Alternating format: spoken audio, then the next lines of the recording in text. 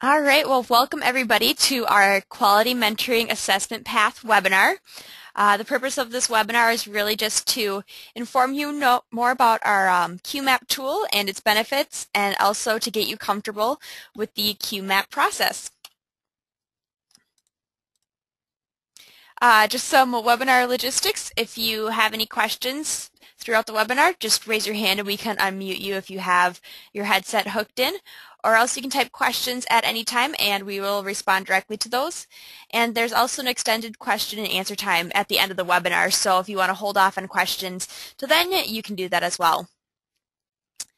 Well, a lot of you are probably wondering what on earth is the QMAP in the first place. So just a brief overview, the QMAP is our guided self-assessment path, and we actually have 99 items in the QMAP for you to rate yourself on and how much of a quality program your program is. So you'll see here on the side that we have a screenshot of the tool, and this is actually the first question is on your mentoring program's mission statement. So you'll see that you have an option to say either you have this item in practice, that you have a mission statement, or that this item is incomplete. And if you choose that an item is complete, then you get this extended rating scale here of 1 to 5. So let's say that you guys have a mission statement, but it's kind of filed away in a drawer and it's really vague. You might want to rate that lower and give it a 1 or a 2. Or if you have just a great mission statement that really helps guide your program's decisions, then rate that item high and give yourself a 5. The purpose of rating items as incomplete or complete, and definitely of our rating scale, is just to illuminate your program's strengths and your areas for improvement and innovation. And a lot of programs kind of go into this process and they'll kind of rate themselves a little bit harshly. And just know that we'll have this review period at the end of your QMAP process, and we can kind of tweak around your ratings a little bit too. But the important thing is that no program is going to be perfect and have everything complete and at 5s right away, and no program is going to be, an utter failure and have everything as incomplete. It really is just this path for you to know what your program needs to do in order to improve. And it's not a test or anything that you're being graded on, so there's no reason to ace the test. This is all just for your self-improvement. Also, if 99 items seem really overwhelming to you at first, the QMAP is divided into 3 different sections. So the first section you'll see is program design and management, and that covers just the basics of, do you have your program staffed and do you have it funded? The second section that we have is program operations, and that's more going over your day-to-days of how you're training mentors, are you screening them, and just kind of the nitty-gritty of actual mentor program operations. And then the third section that we have is program evaluation. So how are you knowing if your program is being successful or not, and who are you really sharing those results with? And those 3 sections might sound familiar because they all come from the elements of effective practice. And really a lot of the QMAP items that we have are based on the elements of effective practice toolkit. We kind of take some of their benchmarks, their enhancements, and those guidelines that they have in their toolkit, and we incorporated it into ours. But kind of throughout this QMAP process that we have, we also felt that there were certain items that we needed to add that weren't covered in the elements. So we used some current research and those enhancements that were listed in the elements to really kind of flush out our list to that full 99 items. And this definitely was not an undertaking that MPM staff did on our own. We had a great quality advisory committee group who worked for over 3 years and really helping us kind of flesh out this tool and hammer out these 99 items that we have. So we're kind of forever indebted to them, and they just provided us great insight on what works with this tool, what works with evaluation in general, and kind of certain items that we might have needed more evidence on. All of those insights are incorporated into our tool now. So let's go take a look at the QMAP now. So the first thing that'll happen for your mentoring program is you'll sign up for QMAP Access, or you'll register your program, and you enter in that login and your password here. Then that brings you to your program login page, which just has this generic information from your program registration.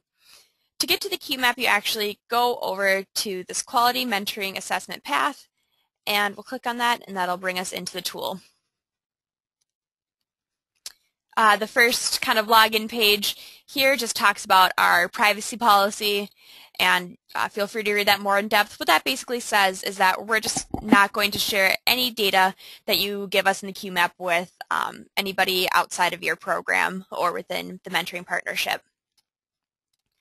So let's open up our first section here, and this is kind of what you saw in the screenshot earlier. But you have this question about the mission statement, so if it's incomplete, you'll see that that's just what the question is left as, but if you click it to be complete, then you do get this rating scale, and you can just click around and evaluate yourself based on these items. You'll also notice right away for this first question that there's this other text field underneath, and it says, please enter your program's mission statement. And there's about, I think, 11 to 15 different items that have these text fields or other evidence fields, and these are just for items that we feel like it's important to maybe collect a little bit more proof of, but also to compile what do good effective mission statements look like, or what do good program manuals look like. So it's kind of works on a couple of sides so that we can look at what you have in practice, but we can also kind of compare that to the field and really better off mentoring programs in that sense. So you can kind of type in your mission statement there. My mission statement is... You'll also see, we'll scroll down, a lot of the checklists and other evidence comes right away in section A. So in A3 there's a checklist portion, so you just kind of go through, and this question is about mentoring program manuals. So if you have a program manual, just kind of make note of what you have or what you don't have. So once you complete a section, you can click Next and Save, and that'll bring you immediately to the next section. So you go from A to section B. But you also have the option, say that you're completing the QMAP and you don't know much about the leadership structure because that doesn't really fall under your responsibilities of keeping track of the board of directors. And say that you just want to complete this section with an executive director or somebody else in your organization who knows more about the leadership structure. You can go right ahead and you can skip to other sections that you might know more about. So we'll skip ahead onto mentor recruitment. And so you'll see that you can just easily navigate our tool through this sidebar here, jumping from section to section.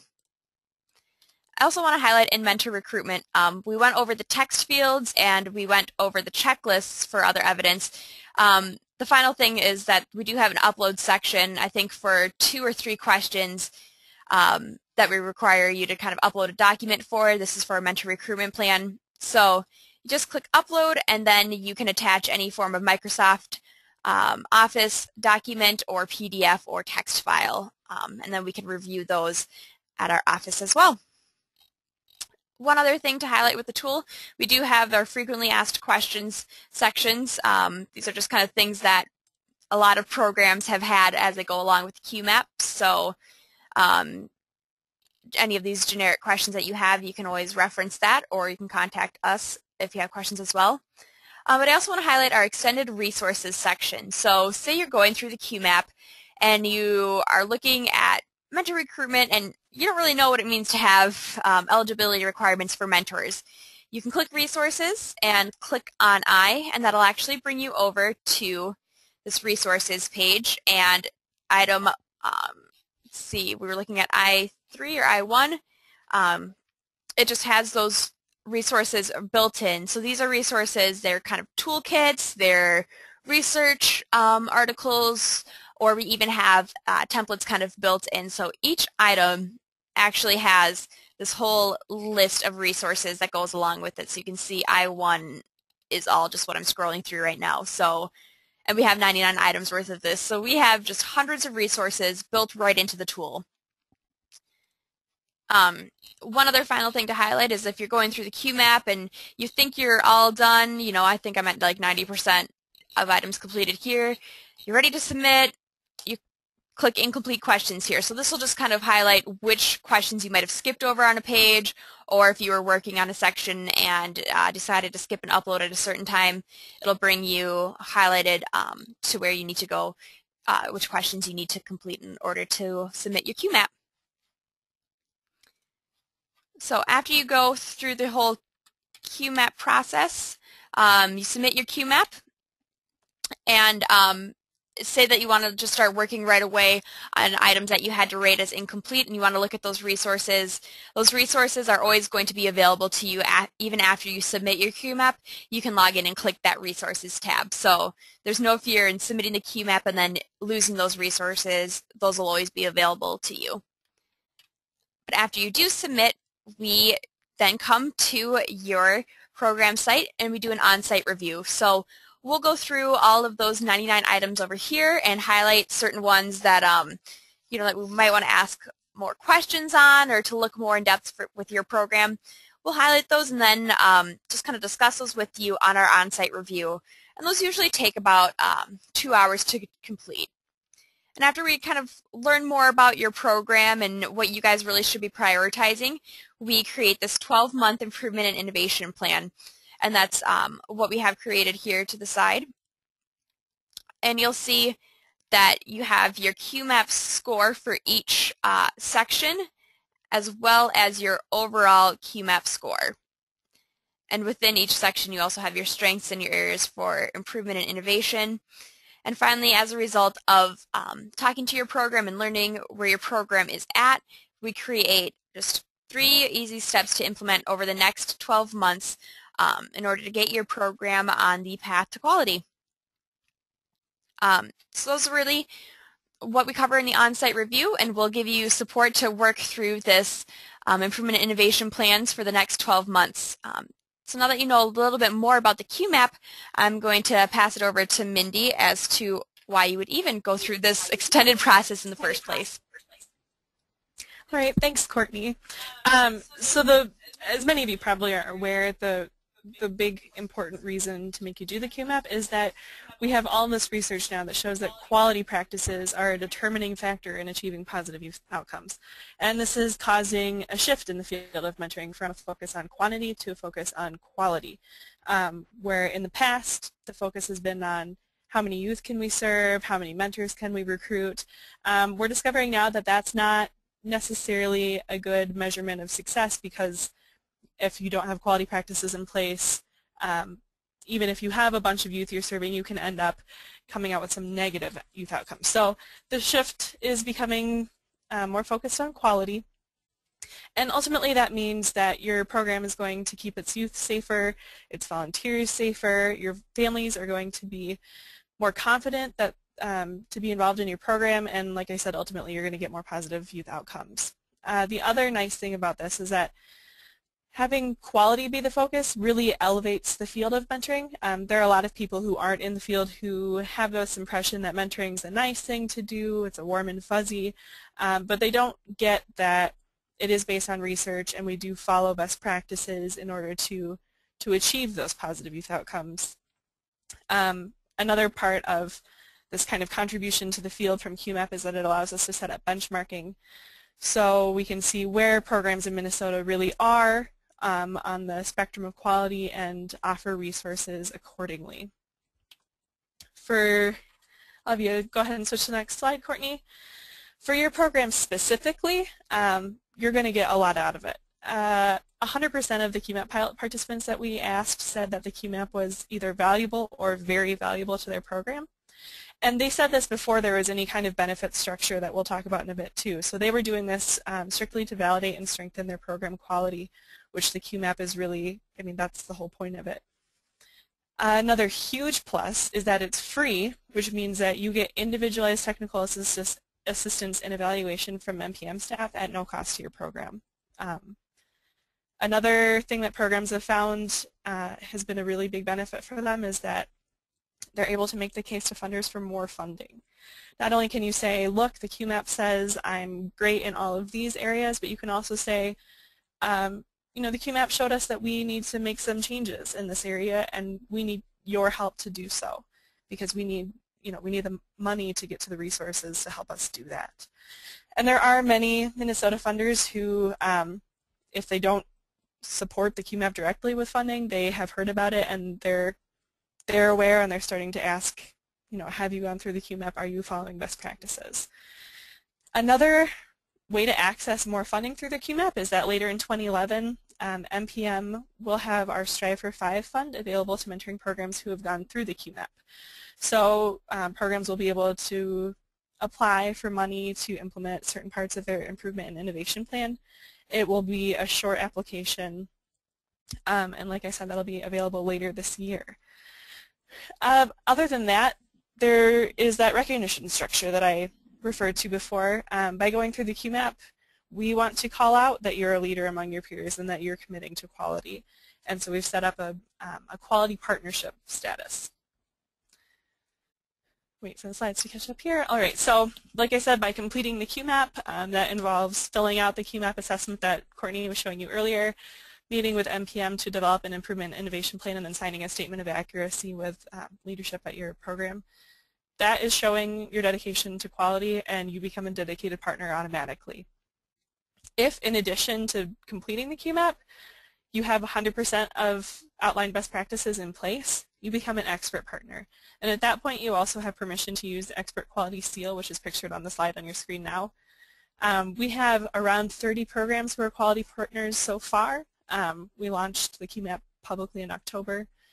And out of those 30 programs, we have 4 who are experts currently. But if you are a dedicated partner, you can always advance to expert once you have all those items in place. I know that we have a lot of programs right now who are very close to 100% and that expert partner status, but they're just working on a few improvements, and then once they have those in place, we'll be able to elevate their quality partnership level.